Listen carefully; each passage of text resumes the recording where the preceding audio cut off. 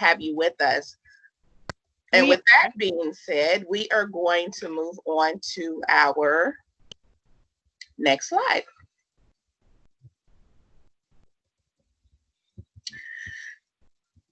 Sorry, going a bit too fast.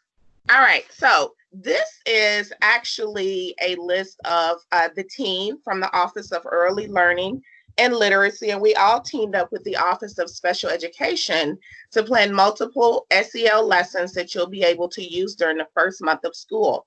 We generated these lessons based on grade spans. This slide shows you all of our task force members as well as their areas of focus. This team brings a wealth of knowledge from early learning, literacy, and special education, as well as many years of experience in content and social emotional learning. I will be presenting again this morning all of our first and second grade SEL lessons with Tamika Hoffler-Bynum. As a reminder, we would like to share the ABCs of today's webinar. As we meet together today, please remember to mute your devices, use the chat box as well as the hand signal buttons. At the end of the presentation, Tamika and I will read the chat box aloud so that we may all hear any comments or questions that you may have throughout this presentation.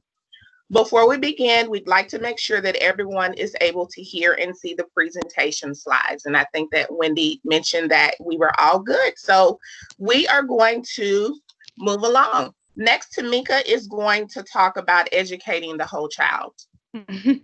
Thank you, Sonia. Okay, so I want you to kind of read this quote to yourself and kind of just look at it and just think about what resonates with you and just kind of reflect on it. And then I'll kind of go into detail in a few seconds.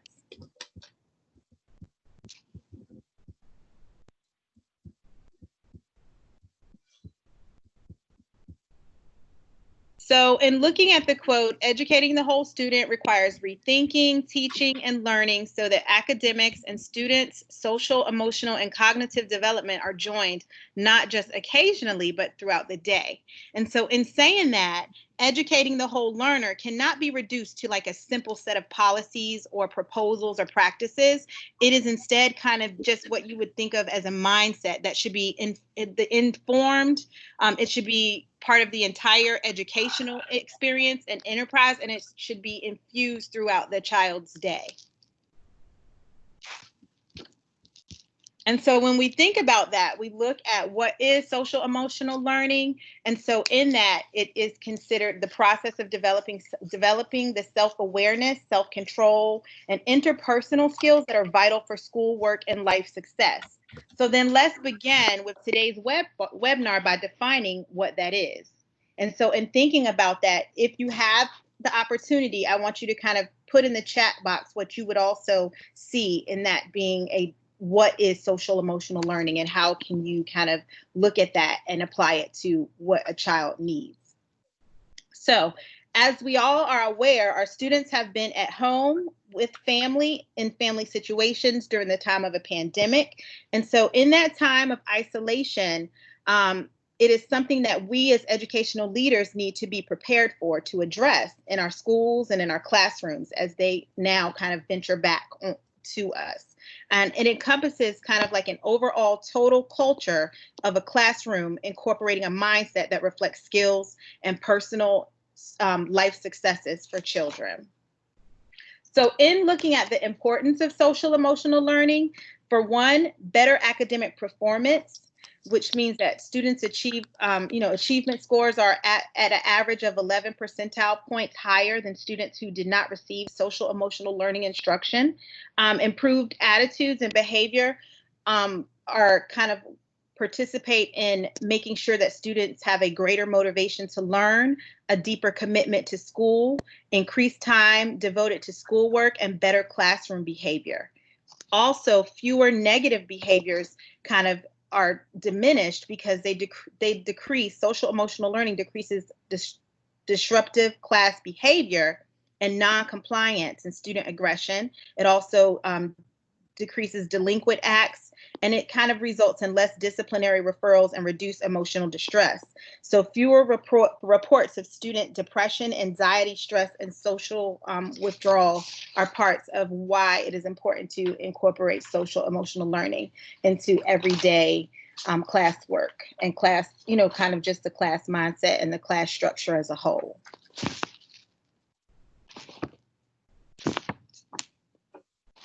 And so in looking at social emotional learning, the 5 core competencies are self-awareness, self-management, reasonable decision-making, social awareness, relationship skills, and responsible decision-making. And so with that, you can kind of see a lot of the components under there. So when we look at self-awareness, it's based on identifying their emotions, being able to have a self-perception or identity, recognizing their strengths, looking at like their overall self-confidence, and then their self-efficacy as a student. And then when we look at self-management, it has to do with their impulse control, their stress management, their discipline levels, their self-discipline, their ability to be self-motivated, their perseverance, goal setting, and organizational skills.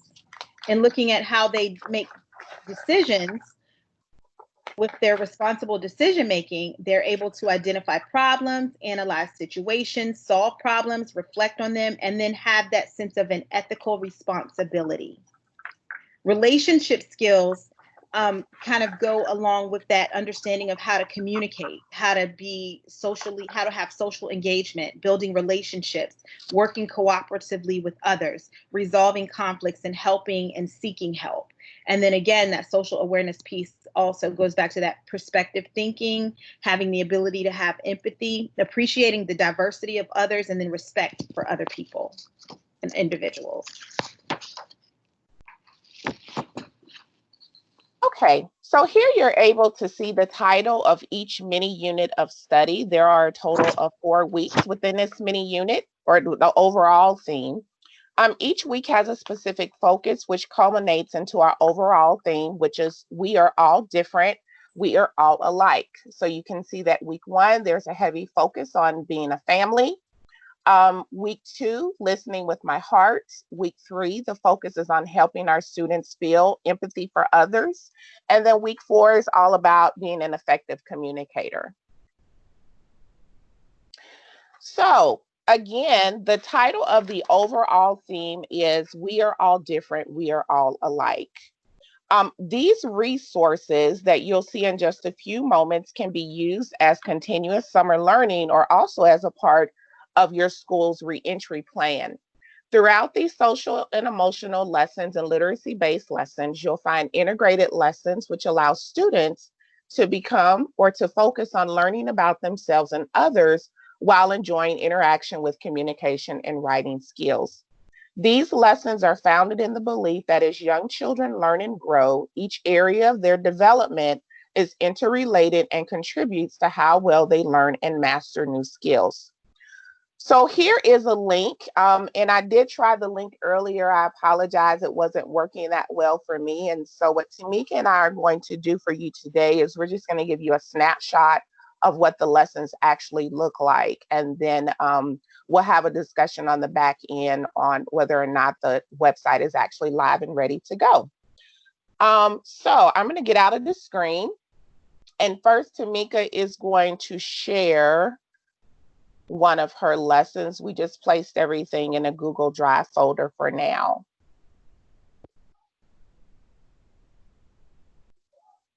All right, so I'm sorry. Go ahead. So in looking at so this is day 14. This would be week 2, day 14. And so what, again, like we said, that theme, that overall theme is we are all different, we are all alike. And so the social emotional skill was, again, going back to that chart that we showed you. The skill is empathy, but the overall actual skill that they're looking at would be that social awareness, being able to have empathy and showing compassion for others. So this is one side deals with what the teacher has to do and her expectations, and then the other side is the task, your task, which would be centered around the child and their expectation. And so, for example, this lesson starts off with being, the teacher gets a prompt, begin by talking to the group about the importance of recognizing other people's feelings. And then you invite that discussion. So then you kind of get a background and an understanding of what to do. And then the book that was used was I Am Love by Susan Verde. So then the students have those questions that the teacher could either post or look at or have them kind of review or just do a discussion with them. And then once they read that book, they have other tasks and other activities to go with. So then it becomes the explain portion where again, the teacher talks, has a lot of discussion because again, it is more discussion based with a lot of these lessons because again, it's virtual for number one. And then number two is just kind of really working on infusing it into a classroom type of community. It's infused in just the daily practices that happen within the classroom. And so again, the student has tasks. They put check marks next to words, talk about feeling words. Then they, for example, they have to apply their knowledge. So again, the teacher would have them write a paragraph or a sentence. Again, first graders. So if you have kids, some can write a sentence, some can write a paragraph. But again, after that, they do their think, pair, share. And below, you'll find the resources that it came from in each of the tasks, as well as additional resources. Because, for example, maybe the teacher may not want to use that text. So then there are other texts that are listed and additional resources that the teacher is able to utilize. Okay.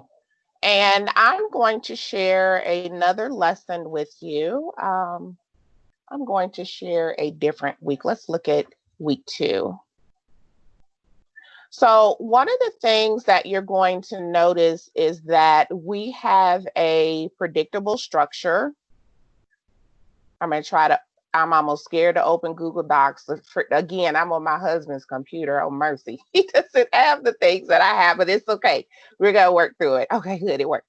Okay, so you'll notice that there is a predictable structure. You'll notice that the theme is listed again at the top. This is a hyperdoc for any of you that are interested in possibly planning lessons in this manner. It's bright and colorful and cute for the primary grades. This lesson is teaching kindness with chrysanthemum. And so the first task is basically just to explore. So there is a read aloud. The teacher has the option of reading aloud the book, or he can simply click on the link here and the book will pop right up. It is hyperlinked. And then the student's task is listed on the right. The students are simply just listening to the story. Afterwards, there is an actual mini lesson. And this lesson is all about how unkind words can actually wrinkle or hurt your heart. And so all of the steps are listed for this actual, heard some background noise, for this actual lesson. And then the student's task again is listed on the right. And then finally, for this lesson, there is an application where students are required to actually write something. And so I would suggest that the teacher and students make an anchor chart of just some things that they can do or say to make someone's heart feel happy. And then finally, there is a family connection. So you'll see with some of the lessons, there's a family connection, or if you don't see the family connection, you'll see other resources that educators can use as well. And then the references are listed on the right for you. Some other features that I would like to point out that are housed in this folder, let me go all the way out, are this is a social emotional learning memo for educators to use. There's a quick paragraph on what SEL is. There's also a nice video from CASEL. CASEL is a website that we use quite a bit as we plan these lessons, and I think that you'll enjoy what we've laid out for you. So I would encourage your teachers to use this letter and possibly even share it with parents. They would just tweak it a little bit. If there's anyone that's not familiar with Morning Message and the responsive classroom, there's a link here for that, as well as the predictable structure for a morning meeting. And the possible organization for the week is listed, as well as additional themes. There are video clips that are hyperlinked for teachers to view with students. So there is one listed for weeks 2 through 4. Also, there is a suggested book link, which should pop up if you just click here. And so these are some other read alouds. And so we don't want teachers to feel like they're boxed in. If there are certain books that they don't have, then there are several other books that they can select from. And you'll see the various components of SEL listed at the top of each page. The other thing that we want to briefly share with you is there is a social emotional learning journal. As a teacher, I learned how to become a pretty good writing teacher and just loved it. And I wanted my students to love it as well. And so journaling was something that we did in our classroom quite a bit, pretty much every day. And so your students have the option of journaling as a way to put their thoughts and feelings on paper, anything that you would like for them to add. And all of the resources that they'll need are hyperlinked here as well. And then you'll notice some additional books. And this actually came from Centervention.com.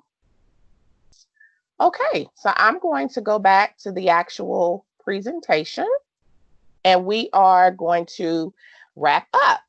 Here are some additional resources for you. I mentioned CASEL a few moments ago, so it's listed here. There's a nice article on what morning meeting actually is.